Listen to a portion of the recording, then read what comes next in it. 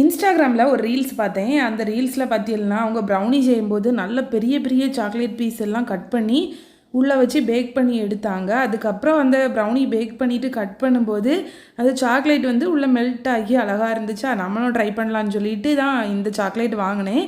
இது பார்த்திங்கன்னா காம்பவுண்ட் இல்லை, இது மில்க் சாக்லேட்டு. நம்ம கட் பண்ணும்போது லிக்யூட் கன்சிஸ்டன்சிலே இருக்கும். நான் உங்களுக்கு பேக் பண்ணிவிட்டு கட் பண்ணி காமிக்கிறேன் பாருங்கள். இது இன்னும் ஒழுங்காக சூடாறவே இல்லை. ராத்திரி ரொம்ப லேட் ஆகிட்டு இருந்தாலும் கட் பண்ணி அது எப்படி இருக்குன்னு பார்க்கணுன்னு சொல்லிட்டு தான் கட் பண்ணிகிட்ருக்கேன்.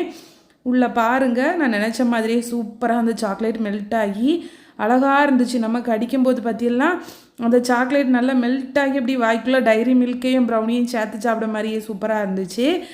ஆனால் விஷயம் என்னென்னா இந்த மில்க் சாக்லேட் ரேட் ரொம்ப அதிகம். 1 கிலோ வந்து 1550 ரூபாயா எவ்வளோ வந்துருந்துச்சு. அதனால் எப்போவுமே இப்படி பெரிய பெரிய பீஸாலாம் போட்டு பேக் பண்ண முடியாது. டாடா பாய்.